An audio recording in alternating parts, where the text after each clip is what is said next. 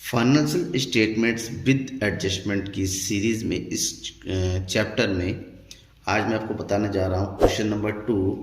और question number 2 में जिस एडजस्टमेंट की हम बात करेंगे वो है adjustment of earn and unearned income. पूरी वीडियो को देखेंगे, इस क्वेश्चन का complete solution with easy explanation मैं आपको बताऊंगा। और ये क्वेश्चन है आपके DK गोयल बुक का। आप देख रहे हैं द इकोनॉमिक्स गुरु और मैं हूं नकुल सर। अकाउंटेंसी और इकोनॉमिक्स का कंप्लीट सॉल्यूशन, कंप्लीट इंफॉर्मेशन आपको इस चैनल में मिलेगा। सब्सक्राइब नहीं किया है तो ज़रूर कीजिए और अपने दोस्तों को भी सब्सक्राइब करने के लिए जोड़ें। चलिए हम शुरू करते हैं क्वेश्चन नंबर 2। उससे पहले हम समझते हैं कि adjustment of earn and earned किस तरह से होता है। अर्न सबसे पहले होता है अर्न इनकम। अर्न इनकम को हम एक्रूड इनकम भी कहते हैं। अर्न इनकम का मतलब होता है ऐसा इनकम जो हम अर्न तो कर चुके हैं बट नॉट रिसीव्ड। इसमें लिखा होता है कि अभी तक रिसीव नहीं हुआ। तो अगर इस तरह से होता है इसको हम बोलते हैं एक्रूड इनकम। एक्रूड इनकम मतलब ऐसा इनकम जो हमारे पास मिलना तो है लेकिन अभी तक मिला नहीं। एक तरीका हम यूँ कहें, जैसे हम बोलते हैं ना आउटस्टैंडिंग, बकाया, यानी कि मिलने वाला जो तो मिला नहीं है। तो ऐसे में कोई भी आइटम होता है जो इनकम है, एक्रूड है, तो उसको हम उस आइटम के साथ क्या कर देंगे, ऐड कर देंगे, प्लस कर देंगे। और बाद में इसको हम शो करेंगे एसेट साइड में, बैलेंस शीट के एसेट साइड में शो करेंगे। दूसरा अनअर्न्ड इनकम, ऐसे इनकम जब तक अर्न नहीं हुआ है लेकिन मिल गया है तो हम इसको एक तरीके से एडवांस समझेंगे और एडवांस समझते ही उसके हम रिलेटेड आइटम में से माइनस कर देंगे और इसको एडवांस इनकम समझ के, प्रीपेड समझ के हम क्या करेंगे, नोट करेंगे लायबिलिटीज़ की तरफ, लायबिलिटी साइड में। अब कैसे करेंगे इसके लिए तो आपको क्वेश्चन देखना पड़ेगा। क्वेश्चन नंबर 2 देखिए सबसे पहले। From the following trial balance prepare trading and profit and loss account for the year ended 31 March 2019 and balance sheet as at that date. आपको बैलेंस शीट तैयार करना है और trading and profit and loss account तैयार करना है 31 March 2019 को। और आपके सामने ट्रायल बैलेंस दे रखा है, बहुत सारी इन्फॉर्मेशन है। इन्फॉर्मेशन को ध्यान में रखिएगा। आपके पास बुक नहीं है ये वाली DK गोयल की, इसकी स्क्रीनशॉट लेके रखिएगा कि इन्फॉर्मेशन में कौन कौन से आइटम्स है वो पता चल जाए। स्टॉक से शुरू है और सबसे लास्ट है बैंक बैलेंस 7300। उसी के जस्ट नीचे देखिए एडजस्टमेंट दिया हुआ है। Stock at 31 March 2019 is 70,000। Top right of 5% depreciation on free hold premises and 20% on free furniture दिया हुआ, उसे डेप्रिसिएशन दिया हुआ है। Commission earn but not receive लिखा हुआ, कमीशन अर्न तो हुआ लेकिन अब तक मिला नहीं है 500 रुपीज़, तो कमीशन के साथ इसको प्लस कर देना है। Interest earn but not receive, interest हमें मिलना है, अर्न तो है, जब मिला नहीं है इसको भी प्लस कर देना है। 200 for rent have been receive in advance, 200 रुपये का रेंट जो है जो एडवांस में मिल गया है, एडवांस मिला है तो इसको लेस कर दिया जाता है।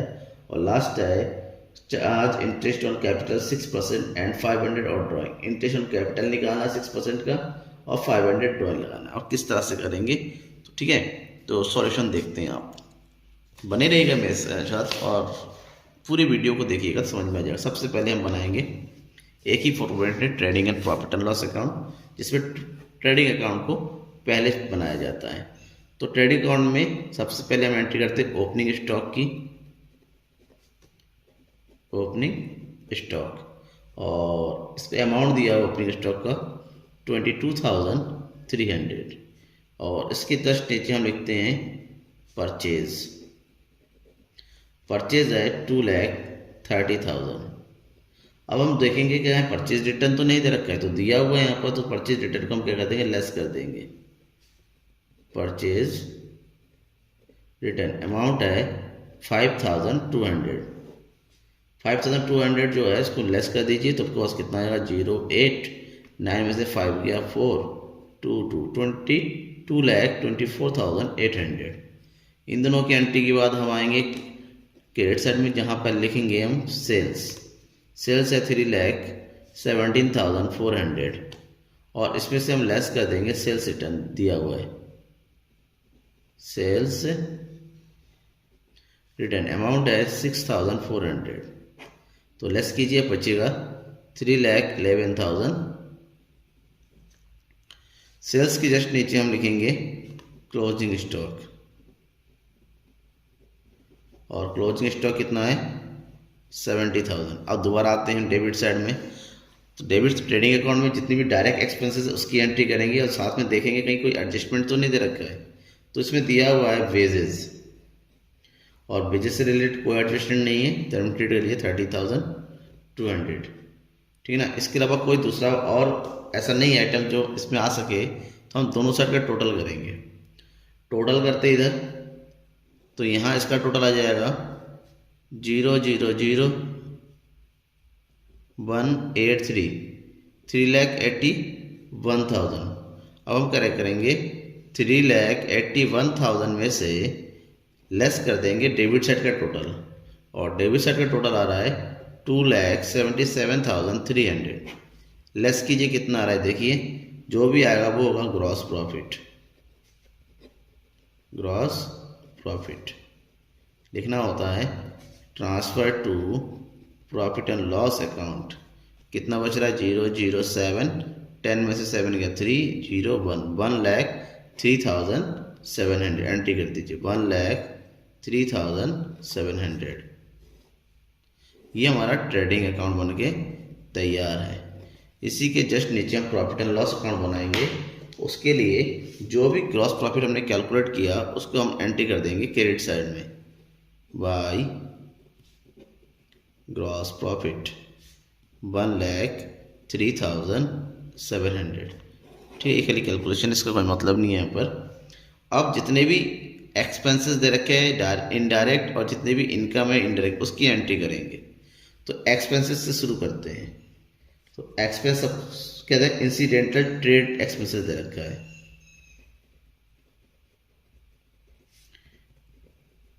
ट्रेड एक्सपेंसेस कितना है 11,200, ये हो गया। दूसरा है इंश्योरेंस। इंश्योरेंस की एंट्री करेंगे,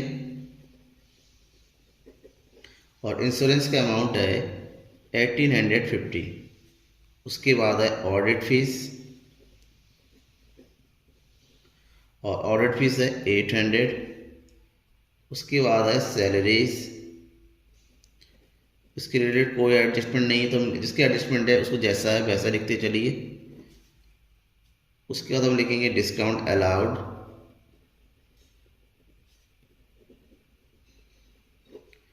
डिस्काउंट अलाउड जो जितनी एक्सपेंसेस उसी को लिखेंगे। बाद में जो इनकम है उसको हम इधर लिखते चले जाएंगे। डिस्काउंट अलाउड के बाद interest on capital, interest on capital calculate करेंगे, क्योंकि इंटरेस्ट ऑन कैपिटल निकालने के लिए बोला गया है पॉइंट नंबर 6 में।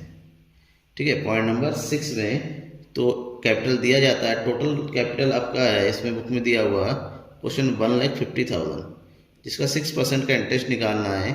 तो 1,50,000 का 6% निकालेंगे, 0 से 0 कट गया, 15 6 90, यानी कि 9,000 ही आ गया। इतना हो गया। अब हमें क्या निकालने के लिए है डेप्रिसिएशन, फ्री होल्ड प्रीमिसेस का, ऑफिस एक्सपेंडिचर का। तो टू डेप्रिसिएशन निकालेंगे। सबसे पहले निकालेंगे इसका फ्री होल्ड का, free hold premises. Free hold premises कितना दिया हुआ है वो देखिए। फ्री होल्ड अगर प्रीमिसेस की हम बात करें 1 लाख है, और 1 लाख का 5% निकालना है। तो 1 लाख का 5% कितना होता है 5,000। और उसके बाद दूसरा है आपका ऑफिस फर्नीचर, और ऑफिस फर्नीचर दे रखा है 9,000। ऑफिस फर्नीचर, और ऑफिस फर्नीचर 9,000 का 20% निकालना है, दैट इज 1,800। तो आपके पास आ गया 6,800। इसके अलावा कोई भी एक्सपेंसेस नहीं दे रखा है। हम बात करेंगे अब इनकम की। इनकम में क्या दे रखा है कमीशन, और कमीशन है 2,700, और कुछ इसके अलावा अर्न इनकम दे रखा है, commission earn but not receive 3 number, ठीक है, उसको ऐड कर देंगे। अर्न कमीशन ये कितना है 500। तो टोटल कितना हो गया 3200। उसके बाद इंटरेस्ट दिया हुआ है क्वेश्चन में 1400, जिसमें हम अर्न इनकम को ऐड कर देंगे, और ये है 600, तो अमाउंट आ गया 2000। ठीक है, फिर है डिस्काउंट रिसीव्ड,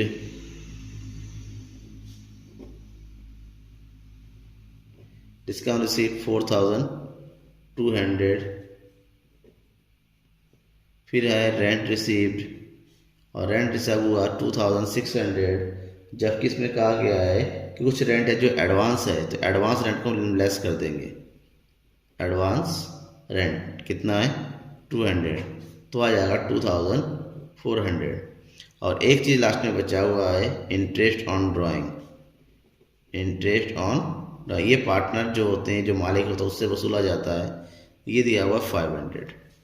अब प्रॉफिट एंड लॉस के सारे आइटम्स हमने लिख दिए, कुछ भी नहीं बचा है। बस एक चीज़ करना है आपको, टोटल।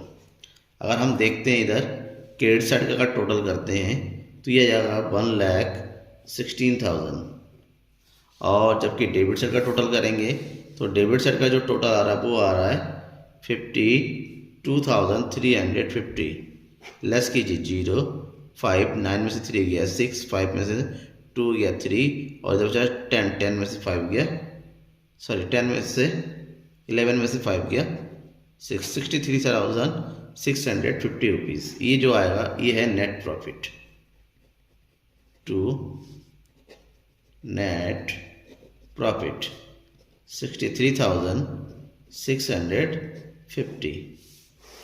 दोनों साइड का टोटल कीजिए तो हो गया 1,16,000। इधर भी आ जाएगा 1,16,000। हमारा जब बन गया नेट प्रॉफिट आ गया है, तो इसके बाद शुरू करते हैं बैलेंस शीट। चलिए बनाते हैं balance sheet. Balance sheet liabilities हो गया, एसेट्स हो गया। बैलेंस शीट बनाते वक्त एक चीज़ ध्यान में रखेंगे, आप शुरुआत करिए कैपिटल से। लायबिलिटीज़ में सबसे पहले जो एंट्री कीजिए आप कैपिटल की। कैपिटल के अमाउंट आप लिखेंगे बॉक्स के अंदर 1,50,000। जो नेट प्रॉफिट आया है उसमें ऐड कर दीजिए आप नेट प्रॉफिट ऐड कर देंगे, यह आ जाएगा 63,650 रुपीज़। और जो इंटरेस्ट ऑन कैपिटल आपने कैलकुलेट कीजिए उसको भी ऐड कीजिए, इंटरेस्ट ऑन कैपिटल, क्योंकि ये पार्टनर को मालिक को मिलता है तो मालिक का कैपिटल बढ़ जाता है इससे। ठीक है, तो टोटल ऐड कीजिए, अमाउंट कितना होगा 0, 5, 6, 2, 11, 2, 1, 2, 2,22,650। अब इसमें जो लेस करने की चीज़ें लेस कीजिए, जिसमें आ जाएगा ड्राइंग लेस करेंगे कितना 12,000, तो बचेगा 0, 5, 6, 0, 1, 2, 2,10,650। अब ड्राइंग पर भी इंटरेस्ट लगा था, इंटरेस्ट ऑन ड्राइंग, ये पार्टनरों और जो मालिक होता है, मालिक का जो कैपिटल को कम करता है। इंटरेस्ट ऑन ड्राइंग कितना है 500, लेस कर देंगे तो ये हो जाएगा 2,10,150। अब एक चीज़ और दे रखा था इनकम टैक्स। इनकम टैक्स भी एज ए ड्राइंग होता है जो कैपिटल में से माइनस कर देंगे 3,600। तो लास्ट में कितना बच रहा है 0, 5, 11 में से 6 गया 5, इधर बचेगा तुम्हारा 9 में से 3 गया 6, 0, 2, 2,06,550 रुपीज़ नेट कैपिटल आ गया। अब हम एंट्री कर देंगे लायबिलिटी साइड में जो दिया हुआ है क्रेडिटर्स 24,830, और एडवांस रेंट जो आया था, एडवांस रेंट ये होता है लायबिलिटी, एडवांस इनकम जो है लायबिलिटीज़ होती है हमेशा। अब इतना होने के बाद हम एसेट साइड में आते हैं, जिसकी शुरुआत हम करेंगे कैश या बैंक बैलेंस से जो दिया हुआ है। तो यहाँ पर कैश इन हैंड दिया हुआ है 5,080, और बैंक बैलेंस दिया हुआ है, बैंक बैलेंस है 7,600। फिर हम डाल देंगे क्लोजिंग स्टॉक, जो कि स्टॉक के नाम से बढ़ता है 70,000। अब एक एक करके जो बाकी चीज़ तो दिया वो बोले फ्री होल्ड प्रॉपर्टीज, ये प्रेमिसेस 1 लाख में से हम लेस कर देंगे डेप्रिसिएशन, डेप 5,000, तो ये आ जाएगा 95,000। फ्री होल्ड प्रीमिसेस हो गया। फिर आता है डेप्टर्स, डेप्ट से रिलेटेड कोई एडजस्टमेंट नहीं है तो पूरा अमाउंट हो जाएगा 32,400। फिर है इन्वेस्टमेंट,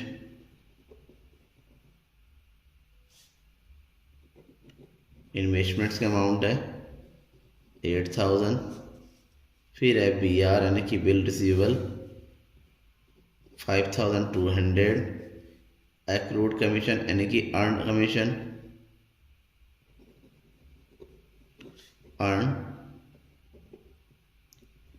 कमीशन ये है 500। ठीक है। फिर है अर्न इंटरेस्ट और ये दिया 600। लास्ट में बचा फर्नीचर, एक फर्नीचर अमाउंट है 9,000, जिसमें 20% का डेप्रिसिएशन लगा है, तो डेप जो आया माइनस कीजिए 1,800। तो नेट डेप कितना फर्नीचर बचा 7,200। अब लास्ट स्टेप हमें करना है इस क्वेश्चन का दोनों साइड का टोटल। हमें पता है कि ये बैलेंस शीट बना रहे हैं तो एसेट्स और लायबिलिटी का टोटल बराबर होना चाहिए। तो हम एसेट लायबिलिटी का टोटल करते हैं तो यहाँ का टोटल आएगा 2,31,580 और एसेट साइड का टोटल कीजिए, इसका टोटल भी इतना ही आ रहा है 2,31,580, यानी कि बोथ आर इक्वल। अब अगर इक्वल अगर आ जाता है तो फिर मन में ये आ जाएगा कि हाँ हमने जितनी कैलकुलेशन की है बिल्कुल सही सलामत की है, बिल्कुल सही किया होगा और आपका मार्क्स भी पूरा मिल जाएगा। पूरी वीडियो को देखते रहने के लिए धन्यवाद आपका। शेयर जरूर कीजिए अपने दोस्तों के बीच में।